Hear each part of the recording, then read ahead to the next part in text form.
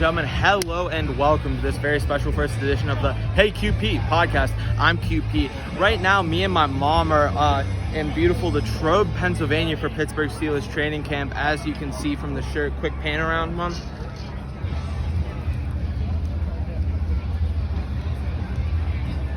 But anyways, for this very special first episode, I have an interview with a buddy of mine, the 2027 quarterback prospect, Sebastian Williams.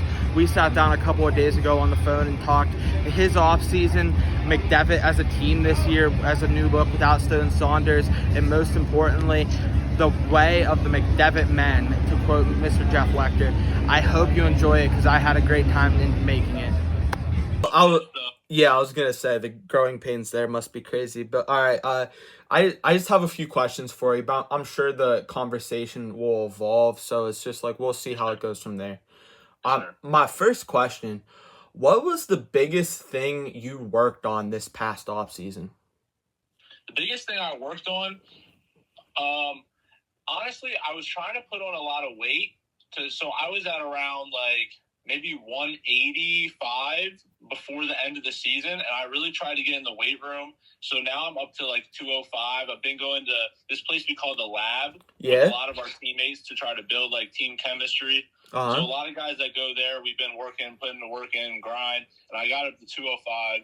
A big Sebastian Williams, hot dang. Yeah, yes, sir. And so another thing, on the mental side of the game, is working on my processing speed. Yeah. Honestly, just watching a lot of film, get in with Coach Wechter. We've been watching a lot of film. Even during last season, I would be in his office, 2 times a day, just watching film, going over different teams, watching our own stuff, going over our own schemes, and just really getting those plays and breaking down the defenses and really learning what the other team is doing before they're doing it. So really to try to get that the processing down of the game. Yeah, I read that Penn Live article that they did about you and Stone, how it was I want to say it was your study hall period where Wechter just pulled you guys in there every day. Yeah, that's pretty much what it was. I was down there in my study hall and then my lunch period as well. Oh, that's sick. It's okay, so what I'm going to have you do now, describe yourself as a quarterback for people who may not have watched your tape. I would be able to describe myself as, I would say, a playmaker. I would be able to, I'm able to lead the offense and get what needs to be done. And then I would say I have good footwork, good accuracy, but also if the pocket breaks down, I can move a little bit, extend the play, keep my eyes downfield, find my receiver down the field and hit him on the run if I need to, or I could scramble and take off for a couple yards. Hopefully some big plays. Yeah, hopefully. I was going to say that pretty much hits the nail right on the head. As somebody that's an outsider that's watched you in games that Stone had you up by 50, but also in your JV tape, you've been pretty crisp. Yeah. What's one thing Stone did for you or taught you that's helping you now that you're the starter? I would say, honestly, just to be patient, for sure. I would say for patience, he told me he was like a big brother to me, honestly. I feel like we created a really good bond, not just on the field, but outside of the football. We would always be in the car, chopping it up, just talking about football, talking about other stuff, outside of football. And we were able to create that really good, friendship. Gotcha. And we continued it on. I still talk to him about how Kentucky's going. Yeah. And he asked how it's been at McDevitt. And I really say, a brotherhood is one thing that I got a lot out of Stone. And he was able to teach me how to really be a leader and that my time's coming. Yeah. Just not necessarily really just helping you along, and that's how it's happening with you and the incoming freshmen. Like you mentioned before we got started here, it's just trying to be a mentor and not just somebody that's worried that he's trying to take your job. Yes, sir. And he really took me under his wing, and he didn't really have to. And I really appreciate Stone for doing that. Yeah. What's a noticeable change you've noticed about yourself or you as a quarterback now that you're the guy? I've seen that there's a lot more responsibility. Yeah. So now a lot more responsibility. You gotta know what everyone's doing on the field, and know what also the defense is going to do on the field too. So it's not just you worrying about yourself and what you have to do. It's worrying about what everyone else has to do and their jobs on the field. So it's a lot more responsibility, and being a quarterback, it's definitely challenging. There's a lot that goes on to it outside of just the practice and the workouts. So workouts, you got to be there, and you got to be the first one there, and the last one to leave. And then, yeah, just sorry to cut you off there. You're good. But yeah, it's starting to see why Coach Wack has produced a long line of very good quarterbacks. It's because like talking to you and like talking to Stone too, it's like that same type of mentality. It's just like you're just as much a leader, well, obviously, but as you are a quarterback, but not just for yourself, but everybody on the team. Yes, sir. It has to be that way. Yes, sir. That it does. Has there been anything you've noticed about has there been like a mindset change, or just like going from last year kind of competing, but knowing you were going to be like the backup because you had the both fortune and misfortune of sitting behind somebody like Stone Saunders, to now like just realizing that, well, once Friday night comes, I'm going to be the guy out there under those lights? Obviously, there was a little realization that kicked in right after the state championship game that now it's my time. Like, I have to really, really step it up. But it's been the same mindset that I've had for a while. I mean, I've been playing this game my whole life, so it's the same goal, this year trying to go back to another state championship and win it. It's been the same goal. Our whole team has that same goal, same mindset. We've been putting in the work, put in the time, film room, to the practice field, to the workouts. I mean, I feel like we all have the same mindset that we need to get the job done again this year. So, yeah. One thing this is kind of off topic, but one thing I've noticed about you guys as a team, like when I used to be a reporter, it's like when I would go to interview you guys, it's like everybody had like the same set time to like get caught for interviews, because you guys all entered at the same time and left the field like at the exact same time. Is that something Coach Wechter's big on? Like you guys, like, yes, you're individuals, but we do everything as a unit. Yes, pretty much. So, I mean, we're big like team oriented. We have like a lot of team meetings where we talk about how we need to stick together as a group, and it's really like a brotherhood for McDevitt Football. So we are very heavy on doing things as a team. I mean, even today, I told you we went to the ABC 27. Yeah, you went there this morning. Yeah, so we were waiting on a couple guys, and they were like, "Oh, we can come in," but no, we stayed. We had to wait for a couple guys to get there to go in as a team. So it's very heavy on the team part. So, yeah. Do you think that has like a lot to do with why you not only you guys as quarterbacks, but it's just like everybody just wants the best for the football team, even if it's not them doing it themselves?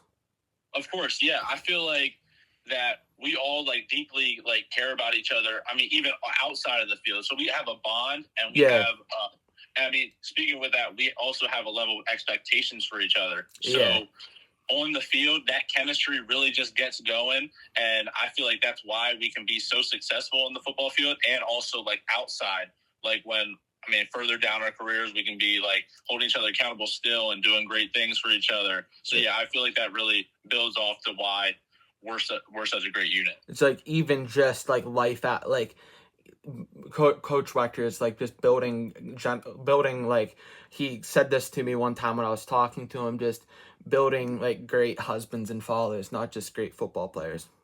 Yes, sir. And he has this thing that we're called McDevitt men. So he tries to emphasize us being McDevitt men everywhere we go.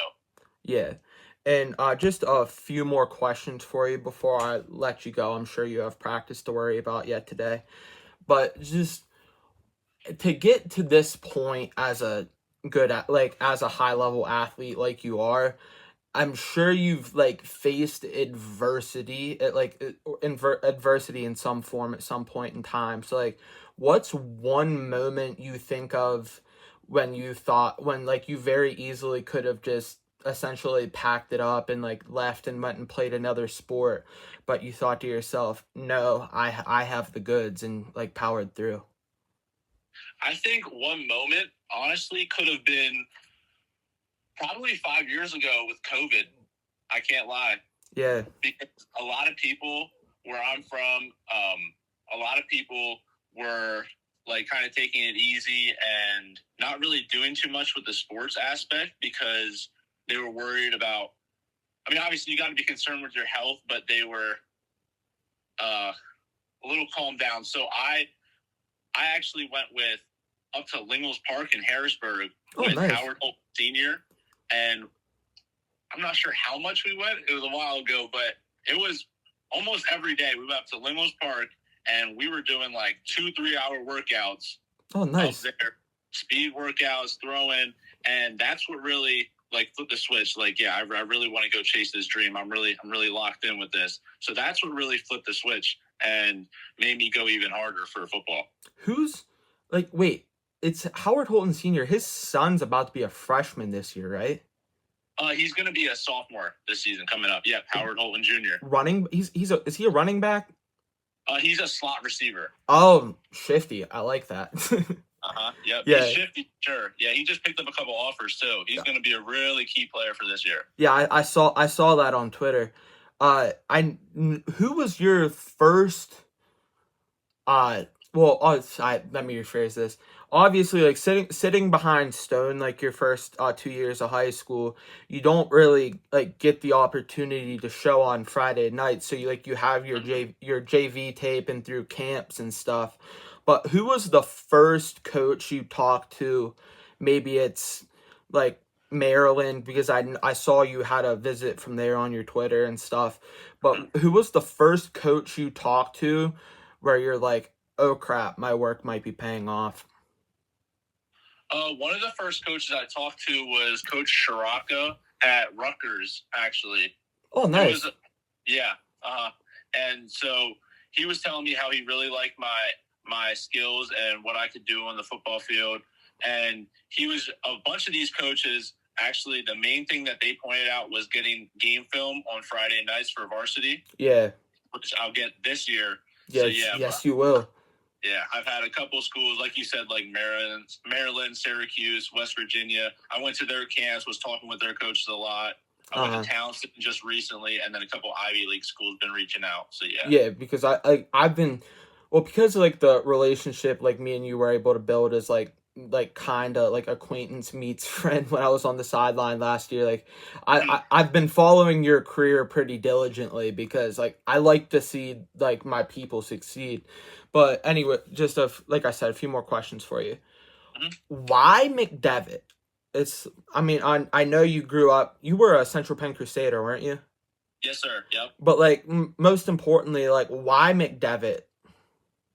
I feel like McDevitt, it had to do with a lot of the administration. Obviously, I talked to Coach Wechter before I came to McDevitt. I talked to a lot of key people that were involved with McDevitt. And I've been around the school and the football team pretty much since I was in 7th grade. So I was able to create a really, really strong foundation and relationship with everyone up there. And I felt like it wasn't just like, oh yeah, we want you to come here. It was really like truly a family. And I feel like that like really, really sat well with me. And me even going to St. Joan of Arc in school, I feel like it was really able to build off of that. And I created a lot of good relationships and friends, and me carrying that on into McDevitt and building like our legacy up through that school is really something special to me. So, like you said earlier about Coach Wechter making McDevitt men, you kind of already felt you were a McDevitt man before you even stepped into that school.